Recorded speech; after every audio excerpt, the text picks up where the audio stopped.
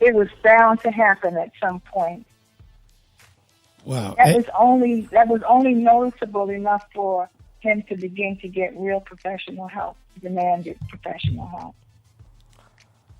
Well, one of the things that I wanted to know is, like, where do you think it's the most important to kind of teach people about these situations? Because honestly, I was telling my dad, like, the Chris Brown and Rihanna situation, they weren't that old when that happened. I believe he was still like 19 or something when that happened, maybe 20. And I was sharing with the chief that even when I was in high school, we used to have this couple at our school that was literally famous, or infamous, I should say, for fighting. And I remember one night, we actually, after a party would get shut down, or, you know, everybody was trying to figure out what to do for the rest of the night, we would all go to this Del Taco parking lot. And one night in the parking lot, this couple really got into it, and the guy ended up pushing the girl against his car by her throat. Mind you, this was the popular meetup spot, so there was at least 60 people there, and nobody really did anything about it but kind of watch.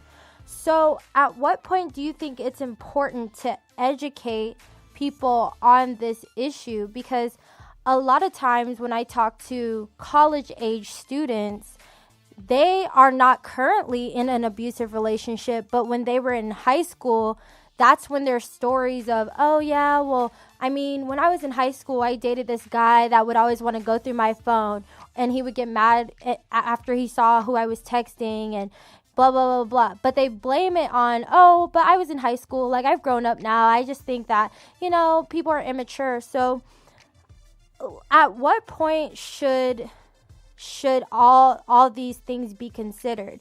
Because I've seen both ways. I've seen people who have had sort of abusive relationships in high school, and then they grow up and they get into normal relationships and they just kind of blame it on immaturity. And I've also seen people who have been in those kind of relationships, and then in their adult life or young adult life, they continue to be in an abusive relationship.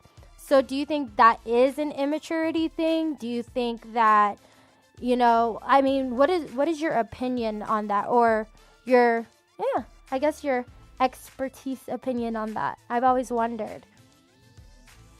Well, to answer the first part of your question, because you had several, but the first part of your question is, when do you begin? You begin from the nurturing period of the child. Okay. Remember, that child is witnessing and hearing. He may not be able to speak what he hears, but he's listening and he's learning from his parents' behavior or what's going on around other people that he's with. So it begins there. That's where bullying, for instance, in the schools. That child who is bullying the other is demonstrating what he's learned. Okay, and then it passes on from there. When you speak about the young people in high school and so forth, there are situations where it can be a boyfriend-girlfriend type relationship. And that boyfriend, what was known when he was 7 years old, was a bully, but now he's 17 years old, and he's become an abuser. Right. So it's very similar, and it goes both ways. It goes with the young lady as well.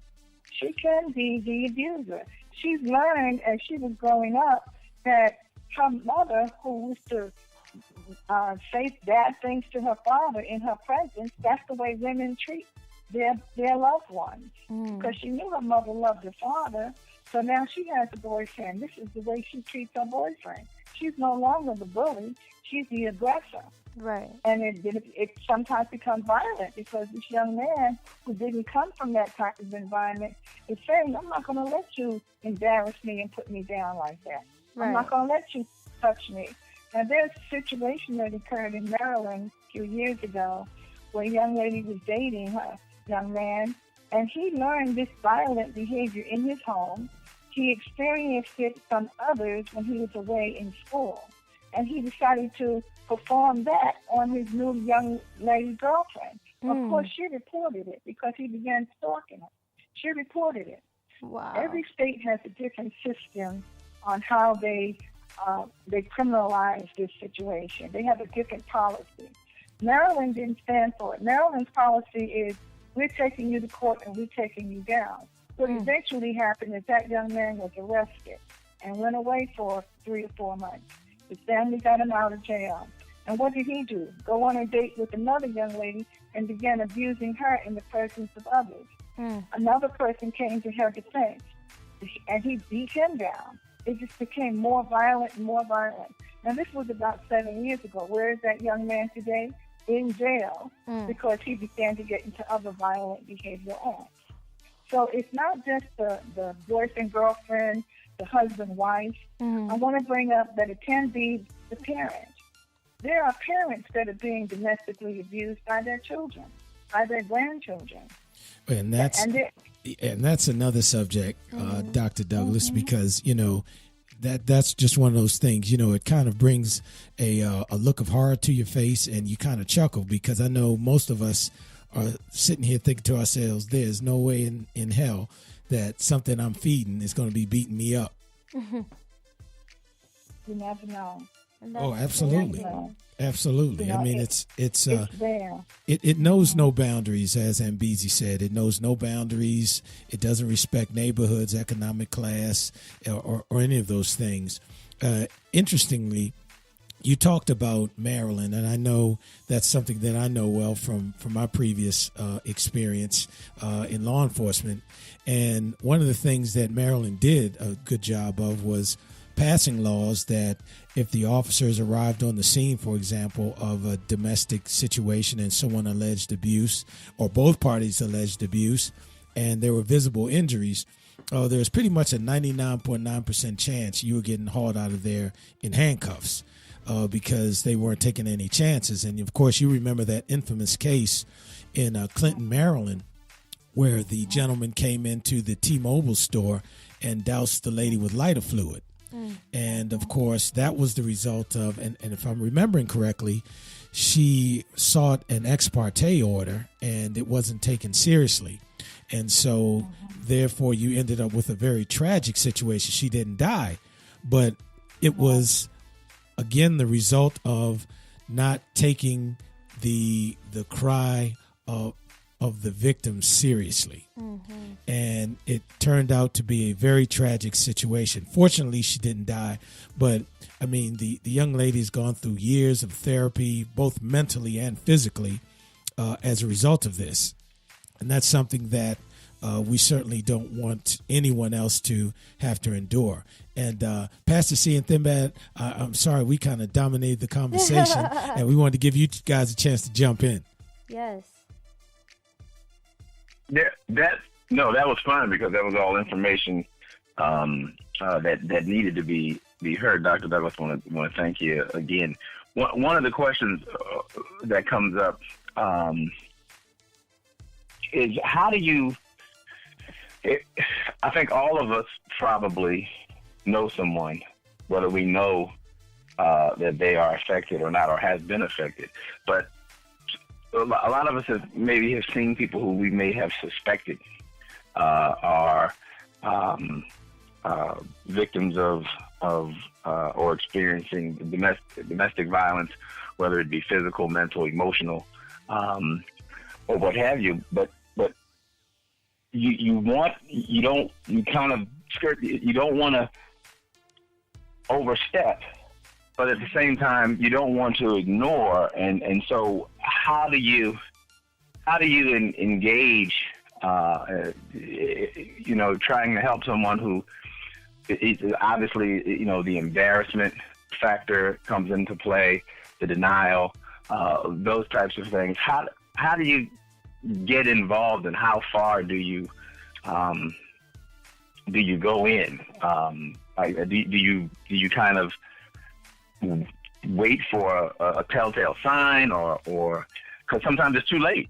Sometimes, and you're sitting on the other side of that, trying to figure out, I should have said something earlier, but I didn't want to overstep, or they pushed me back, or they're pushing away. How do you engage if you're someone who is suspecting that someone is experiencing this kind of behavior? Well, when you say that they may not have demonstrated telltale signs, but they did. If you notice that they did this thing, and it may have been a small sign, maybe not a big one. Okay, so you might want to, depending on your relationship with the individual, you may want to say something directly. If you know them, what to say. I realize there's something troubling you, and you may not want to talk about it, but I'm here for you to talk about it. Opening it up in that way, expressing some empathy and understanding that you're aware that something is going on before you directly say, I know he's beating you up. You might want to say, oh, I noticed a situation. I saw the way your husband was with you today, and I saw the way you were with him. Do you two feel that you may need to come in and speak with? I'm talking to you as a pastor, Pastor C. So you feel you may want to come in and speak with me about something in that way. Here I do faith leadership training for domestic violence. And what I do is I bring in a group of ministers. I did it just last week in our county. And we talk about those situations because when the show first started tonight, it was mentioned about, do we speak of terms of read your Bible or let me pray for you and that sort of counseling. And talking with the pastors last week from different denominations, they brought up situations where they have a husband and wife in their church, and they know the signs of where the husband is looking at the woman and how she shudders every time he does that.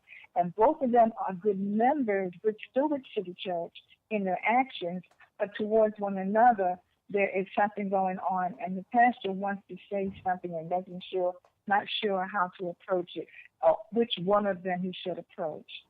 So one pastor, and I listen to people a lot more than I'm talking now. So one pastor said that what he did was he called them in for a meeting and then bridged on the subject.